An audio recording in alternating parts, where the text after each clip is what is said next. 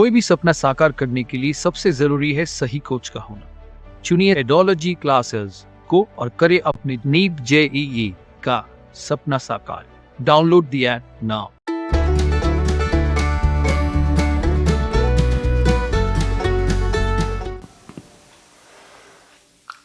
अब हम बात करते हैं इंटरनल रेस्पिरेशन की। अकॉर्डिंग टू जीएस कार्टर, जो एल्वियोलीज जो हैं उसमें कार्बन डाइऑक्साइड, जो ब्लड वेसल्स हैं वो कार्बन डाइऑक्साइड लेकर आती हैं और एनवायरनमेंट से हम इनहेल करते हैं ऑक्सीजन। तो दोनों का एक्सचेंज, इसके बारे में हम इसमें स्टडी करेंगे। एल्वियोली की स्ट्रक्चर आप देख रहे हैं। एल्वियोली में जो आउटर मेम्ब्रेन है, एल्वियोली की जो आउटर मेम्ब्रेन है, ये आउटर मेम्ब्रेन देख रहे हैं। ये आउटर मेम्ब्रेन जो है वो येलो फाइब्रस कनेक्टिव टिश्यू की बनी होती है और जो अंदर वाली जो लेयर है वो सिंपल स्क्वायमस एपिथेलियम। अंदर वाली layer simple squamous epithelium, outer yellow fibrous connective tissue, और इनके बीच बीच में छोटे छोटे पोर पाए जाते हैं जिन्हें कहा जाता है पोर ऑफ कुहन। ठीक है, जो रेस्पॉन्सिबल होते हैं या उनकी स्ट्रक्चर इस प्रकार की होती है जो डिफ्यूजन के लिए जो है रेस्पॉन्सिबल होते हैं या डिफ्यूजन में हेल्प करते हैं। यहां पर एक लेसिथिन नाम का एक सरफेसेंट पाया जाता है जो इसकी सरफेस टेंशन, एल्वियोली की सरफेस टेंशन को कम करता है, जिसकी वजह से गैसियस एक्सचेंज जो है उसमें किसी प्रकार का कोई प्रॉब्लम नहीं है।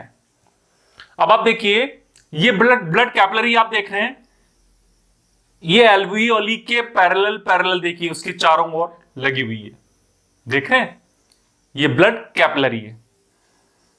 यहां पर डीऑक्सीजनेटेड ब्लड, कैसा ब्लड आ रहा है? Deoxygenated blood. डीऑक्सीजनेटेड ब्लड का मतलब क्या हुआ?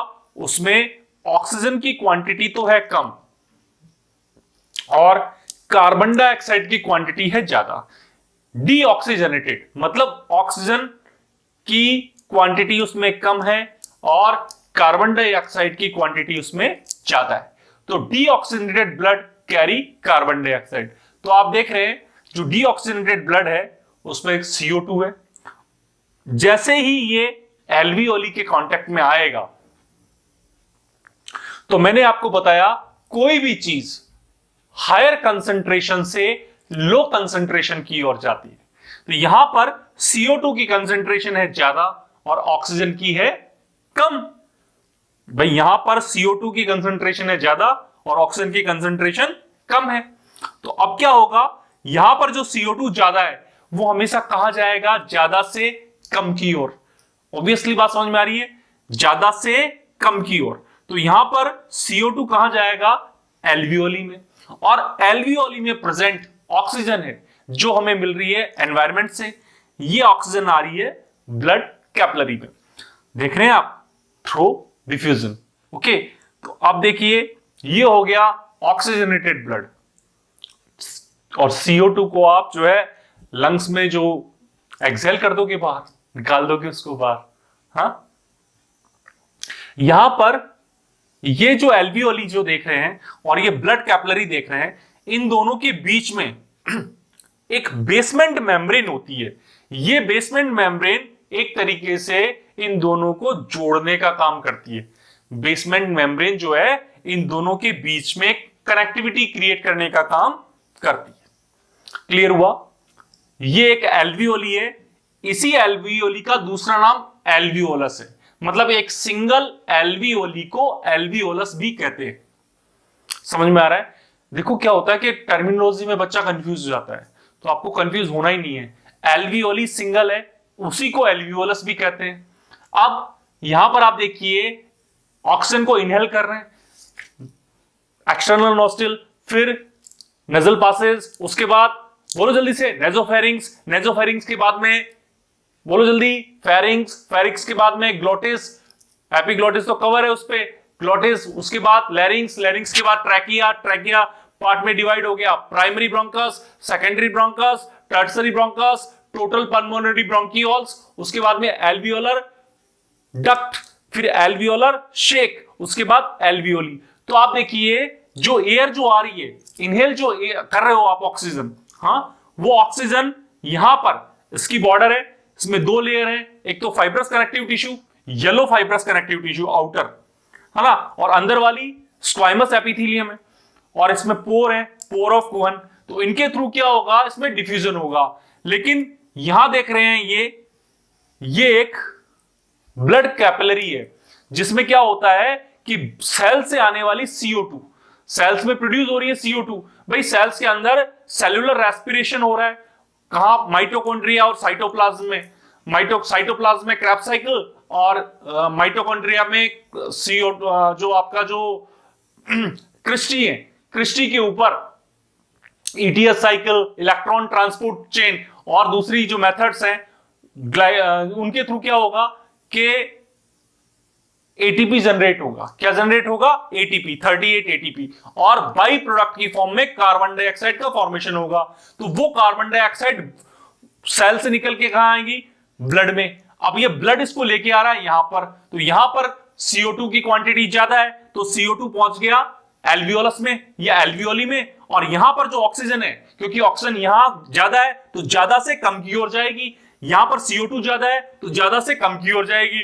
तो CO2 पहुंच गई यहां पर, ऑक्सीजन पहुंच गई यहां पर। अब ऑक्सीजन जो है वो पहुंचेगी बॉडी के जो टिश्यूज हैं वहां तक पहुंचेगी, और ये CO2 जो है इसको आप नॉस्ट्रिल से बाहर निकाल दोगे ब्रीथिंग में। क्लियर है, फर्स्ट क्लास। आप देखिए ब्लड फ्लो, दोबारा यही डायग्राम बता रहा हूं, ये ब्लड फ्लो आ रहा है, CO2 देख रहे हैं आप, CO2 कहां आ रही है अंदर, ऑक्सीजन कहां जा रही है यहां पर। भाई CO2 कहां आ रही है, एल्वियोलस के अंदर, और ऑक्सीजन कहां आ रही है, ब्लड कैपिलरीज के अंदर। देख रहे हैं यहां पर ये सरफेसेंट कौन सा, लेसिथीन। लेसिथीन क्या करेगा, इसकी सरफेस टेंशन को रिड्यूस करने का काम करेगा। बहुत इजी चीज है, बहुत अच्छी चीज है। और यहां बीचों बीच यहां पर ये देख रहे हैं, ये है बेसमेंट मेम्ब्रेन, जो ब्लड कैपिलरी और एल्वियोली के बीच में एक कनेक्टिविटी क्रिएट करता है, दोनों को जकड़ने का काम करता है, दोनों को जोड़ने का काम करता है बेसमेंट मेम्ब्रेन। ये देख रहे हैं, ये बहुत सारी एल्वियोलीज हैं जिनको कहेंगे एल्वियोलर शेक। हमेशा याद रखना, एल्वियोलर शेक के अंदर 8 to 10 एल्वियोलीज प्रेजेंट रहती हैं, जिन पर आप देख रहे हैं ये एल्वियोलीज के ऊपर कैपिलरीज का एक डेंस नेटवर्क प्रेजेंट होता है। ये डीऑक्सीजनेटेड ब्लू देख रहे हैं, deoxygenated blood, red oxygenated blood. Clear है, फर्स्ट क्लास। इसकी कोई नीड नहीं है। आप देख रहे हैं ये गोल गोल राउंड राउंड देख रहे हैं, ये क्या है, एल्वियोलस है। इन एल्वियोलस पर ये ब्लू कलर में डीऑक्सीजनेटेड ब्लड है जो हार्ट से आ रहा है, और उसके बाद में यहां पर CO2 पहुंच गई कहां पर, एल्वियोलस में, और एल्वियोलस से ऑक्सीजन आ गई इन ब्लड कैपिलरीज में, तो यहां से ये पहुंच गई वापस हार्ट में। उसके बाद हार्ट उसको एरोटा के थ्रू पंप करेगा और पूरी बॉडी में जो है ऑक्सीजनेटेड ब्लड टिश्यूज तक पहुंच जाएगा। कोई भी सपना साकार करने के लिए सबसे जरूरी है सही कोच का होना। चुनिए एडोलॉजी क्लासेस को और करें अपनी नीट JEE का सपना साकार। Download the app now.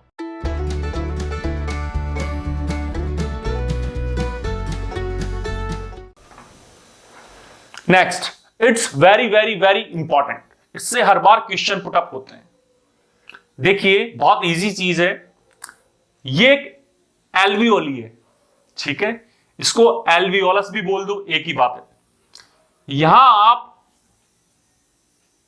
Inhale कर रहे हो, कहां से, एक्सटर्नल नॉस्ट्रिल से, पहुंची कहां, नेजो, बोलो जल्दी से, नेजल पासेज, नेजल पासेज से नेजोफेरिंग्स, नेजोफेरिंग्स से फेरिंग्स, फेरिंग्स से ग्लोटिस, ग्लोटिस से बोलो जल्दी से लैरिंग्स, लैरिंग्स से ट्रैकिया, ट्रैकिया से primary bronchus, secondary bronchus, tertiary bronchus, total pulmonary bronchioles, alveolar duct, alveolar shake, उसके बाद एल्वियोली। तो यहां एल्वियोली, तो आप इनहेल कर रहे हो, एयर को इनहेल कर रहे हो, तो सबसे ज्यादा यहां पर आप देखिए ऑक्सीजन की जो किस प्रेशर के साथ ऑक्सीजन इसमें प्रेजेंट रहेगी, 104 यानी 104 mmHg। It's very very very important, ये कई एग्जामों में पूछा जा चुका है कि एल्वियोली के अंदर ऑक्सीजन का प्रेशर कितना रहेगा, 104 mmHg, मतलब 104 104 mmHg। यहां पर देख रहे हैं आप CO2 का प्रेशर रहेगा 40 mmHg। कितना रहेगा, 40 mmHg। ये बिल्कुल फिक्स है, ये बिल्कुल फिक्स है। आप देखिए यहां से पहले ऑक्सीजन जो एटमॉस्फेयर में वो कितनी है, 159 mmHg।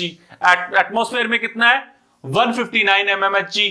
लेकिन जैसे ही वो एल्वियोली के अंदर आता है तो वो रिड्यूस हो गया, कम हो गया, कितना हो गया, 104 mmHg। एटमॉस्फेयर में कितना है, 159 mmHg। लेकिन जैसे ही आप उसको एल्वियोली के अंदर लाते हो, एयर को, O2 को, कितना हो गया, 104 mmHg। और CO2 कितना है, 40 mmHg। अब देखिए यहां पर ये ऑक्सीजन जैसे ही डीऑक्सीजनेटेड ब्लड कैपिलरी के कांटेक्ट में आती है तो यहां पर CO2 ज्यादा है, तो CO2 अंदर चली जाएगी और ऑक्सीजन जो है यहां आ जाएगी। जैसे ही ऑक्सीजन अंदर एंटर करती है तो आप देख रहे हैं ये ब्लू से ये कलर कैसा हो जाता है, ये रेड हो जाता है। क्यों, क्योंकि ऑक्सीजन की क्वांटिटी इंक्रीज होगी। यहां पर ऑक्सीजन की क्वांटिटी कम है, CO2 ज्यादा है, तो इसको ब्लू से शो कर रखा है। जैसे ही ऑक्सीजन अंदर आई, अरे मेरे भाइयों मैं ये कहना चाह रहा हूं कि देखो यहां पर CO2 ज्यादा है, तो CO2 कहां अंदर एंटर करेगी, यहां पर। क्यों एंटर करेगी, क्योंकि यहां पर CO2 ज्यादा है, यहां कम है, तो हमेशा ज्यादा से कम की ओर जाएगी। और ऑक्सीजन जो है यहां पर ज्यादा है तो ज्यादा से कम की ओर इसमें आएगी। ठीक है, तो आप देख रहे हैं ऑक्सीजन तो आ गई यहां पर और CO2 पहुंच गई यहां पर। क्लियर है। अब आप देखिए पहुंच गई। अब ये ऑक्सीजन जो है ये आगे देखो पल्मोनरी वीन, ये ऑक्सीजनेटेड हो गया, तो ऑक्सीजनेटेड मतलब ऑक्सीजन वाला, तो ये पहुंचा हार्ट में, इधर वाले पोर्शन में आप देख रहे हैं। फिर यहां से ऑरिकल में, वेंट्रिकल में, उसके बाद एरोटा के थ्रू, देख रहे हैं आप, सिस्टमिक आर्टरीज के थ्रू पूरी बॉडी में पहुंचेगी।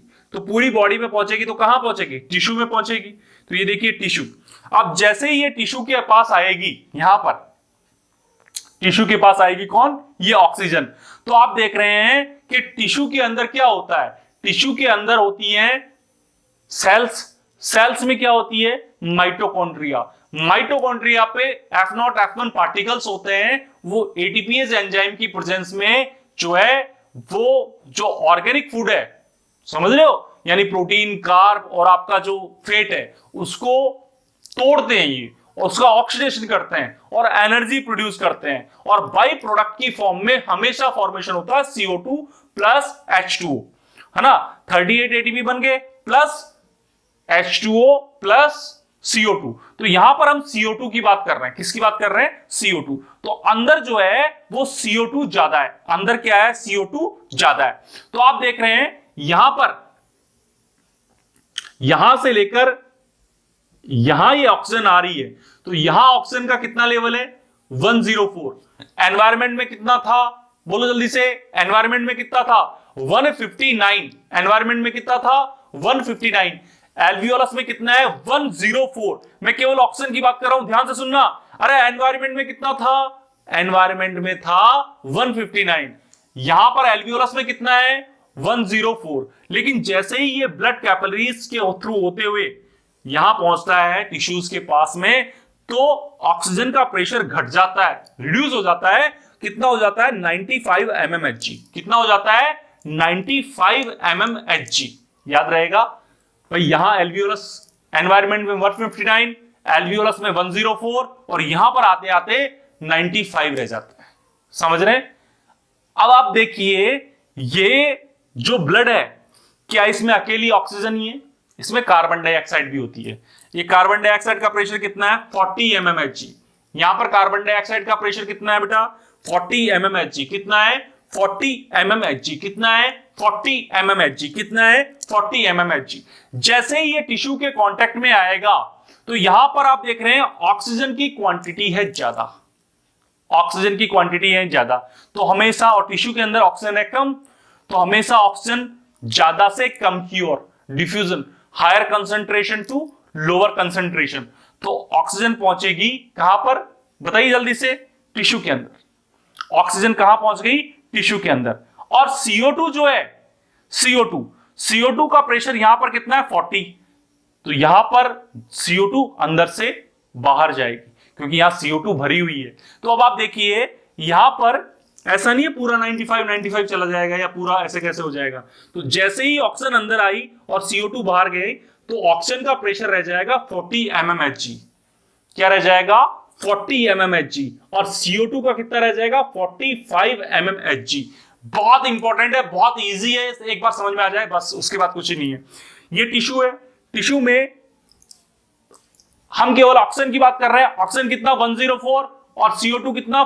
बोलो जल्दी से। 40 mmHg। मूव कर रहे हैं, आ गए टिश्यू के पास, आ गए। अब टिश्यू के अंदर जो है CO2 कितना है? बोलो जल्दी से। अंदर है टिश्यू के अंदर CO2 ज्यादा है और ऑक्सीजन बहुत कम है, तो क्या हो जाएगा? ऑक्सीजन बाहर से अंदर आएगा और CO2 अंदर से बाहर जाएगा। कहां जाएगा? कैपिलरी के अंदर जाएगा। तो ब्लड कैपिलरी के अंदर पहुंच गया कौन? CO2, और ऑक्सीजन अंदर आ गया। तो अब ये 95 था, यहां पर देख रहे हैं रेड, इसका 95 है। जैसे ही ऑक्सीजन अंदर चला गया तो ऑक्सीजन का कितना हो गया? 40 mmHg। ऑक्सीजन का कितना हो गया? 40 mmHg। और CO2 जो यहां पर 40 mmHg था, वो कितना हो गया? 45 mmHg। ये कितना हो गया? 45 mmHg। अब देख रहे हैं ये CO2 यानी डीऑक्सीजनेटेड ब्लड, क्योंकि ऑक्सीजन की तो होगी कमी, या 95 है या 40 है। देख रहे हैं आप, या 95 ऑक्सीजन या 40 है, या कार्बन डाइऑक्साइड 40 है लेकिन यहां कितना है? 45। तो ये CO2 वाला ब्लड यानी डीऑक्सीजनेटेड ब्लड, ये डीऑक्सीजनेटेड ब्लड मूव करेगा और ये इधर ऑरिकल, उसके बाद में ये वेंट्रिकल, और उधर पहुंच गया आपकी वापस लंग्स में। लंग्स में जो है पल्मोनरी आर्टरी के थ्रू जाएगा, फिर एल्वियोलस के पास जाएगा, फिर वापस जो है उसमें ब्लड रहेगा, ब्लड में हीमोग्लोबिन रहेगा। हाँ, वो क्या करेगा? ऑक्सीजन मॉलिक्यूल्स को कैरी करेगा। एक हीमोग्लोबिन 4 जो है ऑक्सीजन के मॉलिक्यूल्स को कैरी करता है। इस प्रकार ये मूवमेंट चलता है। बिल्कुल 100% समझ में आ रहा है? ये जो है सिस्टमिक आर्टरीज हैं, ये सिस्टमिक वीन्स है, ये पल्मोनरी आर्टरी है, पल्मोनरी वीन है। आप समझ रहे हैं? बिल्कुल। नेक्स्ट देखिए दोबारा, एल्वियोलस है, एल्वियोलस से इनहेल किया क्या? ऑक्सीजन इनहेल किया। भाई लंग्स है, लंग्स में क्या है? एल्वियोलस है। अब आप देख रहे हैं जैसे इनहेल करोगे कहां पहुंचेगी ऑक्सीजन? कहां पहुंचेगी? एल्वियोलस में या एल्वियोली में। ठीक है, एल्वियोलस में पहुंच गई ऑक्सीजन। ये अब ऑक्सीजन कहां जाएगी? कैपिलरीज में जाएगी। कैपिलरीज में जाने के थ्रू बाद ये वीन्स के थ्रू कहां जाएगी? हार्ट में जाएगी। हार्ट में ये ऑक्सीजन जो है आर्टरीज से होती हुई टिश्यू कैपिलरीज में पहुंचेंगी। टिश्यू कैपिलरीज में ये ऑक्सीजन जो है सेल्स में पहुंचेंगी। अब जैसे ही ये सेल्स में पहुंचेंगी तो ये ऑक्सीजन जो है यूज होगी। सेल में पहुंच गई, सेल उसको यूज करेगा उस ऑक्सीजन को। तो सेल के अंदर क्या भरी हुई है? Carbon dioxide. सेल उस कार्बन डाइऑक्साइड को किसको देगा? टिश्यू कैपिलरीज को। भाई आप कुछ मुझे कुछ दे रहे हो तो मैं बदले में आपको कुछ दूंगा। ठीक है, तो ये सेल्स को ये बोलते हैं, जैसे सुभाष चंद्र बोस ने क्या कहा था कि तुम मुझे खून दो मैं तुम्हें आजादी दूंगा, है ना? तो दोनों एक दूसरे को कुछ दे रहे हैं, है ना? तो सेम ऐसा ही है, सेल जो है ऑक्सीजन तो ले रही है और कार्बन डाइऑक्साइड को दे रही है। क्लियर है?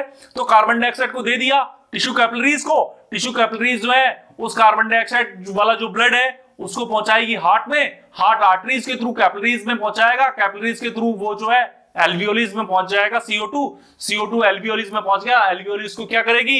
एक्सहेल करवाने में हेल्प करेगी। वापस वही प्रोसेसर और एक्सेल, ठीक है, ब्रीथिंग की प्रोसेस से आप उसको बाहर निकाल दो। क्लियर है? इसमें इंपॉर्टेंट क्या है? इसमें इंपॉर्टेंट है किसका कितना प्रेशर है, दैट्स वेरी इंपॉर्टेंट। देखिए कैसे। कोई भी सपना साकार करने के लिए सबसे जरूरी है सही कोच का होना। चुनिए एडोलॉजी क्लासेस को और करें अपने नीट जेईई का सपना साकार। Download the app now.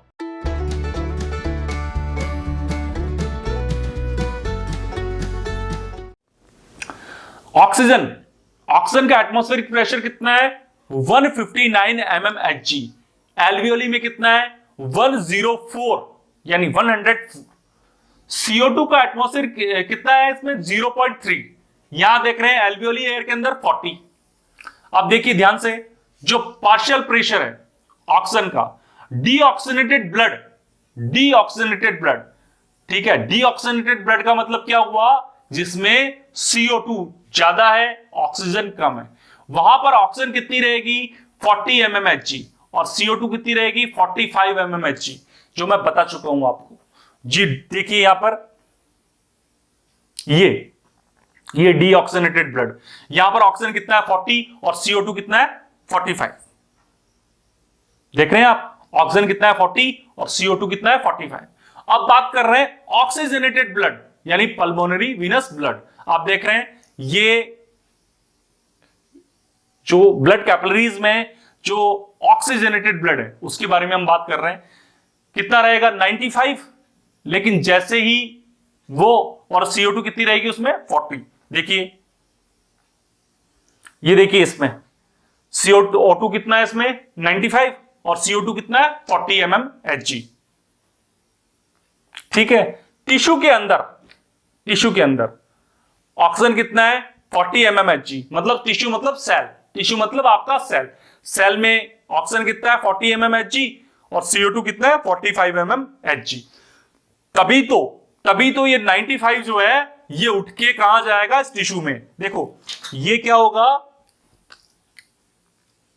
ये ब्लड कैपिलरी है, मान लीजिए ब्लड कैपिलरी है ना, और ये आपके टिश्यू है ना। तो ये ऑक्सीजन तभी मूव करेगा क्योंकि इसके अंदर तो प्रेशर है ऑक्सीजन का 40। भाई O2 कितना है इसमें? 40 है ना, तभी। और यहां पर ये कितना? 95। तो यहां से उठ के ये जाएगा इसमें, अंदर जाएगा, ठीक है। लेकिन CO2 की हम बात करते हैं तो CO2 इसमें है 45, ठीक है। और अंदर यहां पे ये कितना है? CO2 40। भाई CO2 अंदर कितना है? यहां पर 40। तो अब क्या होगा? ये यहां से उठ के CO2 यहां, मतलब ऑक्सीजन तो आ रहा है और CO2 जा रहा है। क्लियर है? First class. तो ऑक्सीजन का जो पार्शियल प्रेशर कितना होगा डीऑक्सीनेटेड ब्लड में? 40 और CO2 का कितना होगा? 45। ऑक्सीनेटेड ब्लड, ऑक्सीजन का प्रेशर कितना रहेगा? 95 mmHg और CO2 का कितना रहेगा यहां पर? अरे ये डीऑक्सीनेटेड ब्लड है, डीऑक्सीनेटेड मतलब ऑक्सीजन की कमी 40 और ऑक्सीजनेटेड 95। डीऑक्सीनेटेड में CO2 45, ऑक्सीजनेटेड में CO2 40। टिश्यू के अंदर की बात कर रहे हैं, टिश्यू के अंदर क्या होगा? टिश्यू के अंदर ऑक्सीजन रहेगा 40, तभी तो बाहर से अंदर आएगा। 95 है बाहर कैपिलरीज में, तभी तो यहां आएगा। और CO2 में कितना है? यहां 45। तो ये जो है तभी यहां से उठ के उसमें जाएगा। क्लियर हो रहा है बात समझ में? बिल्कुल 100%। ये यहां से उठ के यहां आ रहा है और ये यहां से उठ के यहां जा रहा है। ज्यादा से कम, अरे इसके पास कुछ है तभी तो कुछ देगा। यहां पर 95 यहां ज्यादा है तभी तो इसको देगा। भाई इसके पास ज्यादा है तब ये इसको देगा। तो CO2 जो है टिश्यू से, ये ब्लड कैपिलरी से 95 से यहां आ गया। हाँ कौन? ऑक्सीजन अंदर आ रहा है टिश्यू के अंदर। इसको बोल दो टिश्यू, बोल दो इसको आप सेल बोल दो, ज्यादा बढ़िया है। हैप्पी सेल 95 से इधर और ये 45 से। बहुत इंपॉर्टेंट है, बहुत इजी है, इससे बढ़िया कोई टॉपिक नहीं है। क्लियर है? इससे बहुत ज्यादा क्वेश्चंस पुट अप हुए हैं।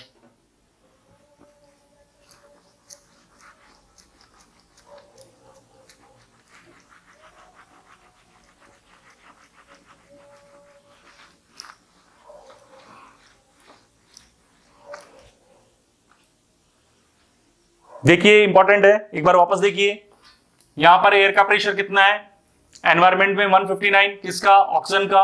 ऑक्सीजन एल्वियोली में आती है, इसका प्रेशर रिड्यूस हो जाता है 104 या 104। CO2 0.3 या आता है 40 mmHg। अब यहां से ये पहुंचते हैं कहां पर, ब्लड कैपिलरी में। ठीक है, ऑक्सीजनेटेड ब्लड है क्योंकि ऑक्सीजन की क्वांटिटी यहां पर ज्यादा है, अमाउंट ज्यादा है ऑक्सीजन का, तो ये ब्लड कैपिलरी हार्ट के थ्रू पंप होते हुए टिश्यू के पास पहुंचती है। तो यहां पर O2 का प्रेशर रहता है 95 और CO2 का 40। लेकिन टिश्यू के अंदर जो है CO2 कितनी है 45 और ऑक्सीजन कितना है 40, तो दोनों का एक्सचेंज होगा तो 95 से 40 की ओर जाएगा। भाई ज्यादा से कम की ओर बहेगा तो ऑक्सीजन जो है बाहर से यहां से कैपिलरी से अंदर आएगा और CO2 यहां से कैपिलरी में जाएगा। ठीक है, तो अब ये मूव कर रहा है, यहां पर देख रहे हैं, यहां पर है 40 और CO2 यहां पर कितना है 45, तो 45 से 40 की ओर जाएगा ना, ज्यादा से कम की ओर जाएगा तो CO2 इधर पहुंच गया और ये आपका एल्वियोलस से वापस जो है O2 इधर पहुंच गया। तो ये सर्कल जो है चलता रहता है। क्लियर है फर्स्ट क्लास 100%। कोई भी सपना साकार करने के लिए सबसे जरूरी है सही कोच का होना। चुनिए एडोलॉजी क्लासेस को और करें अपने नीट JEE का सपना साकार। Download the app now.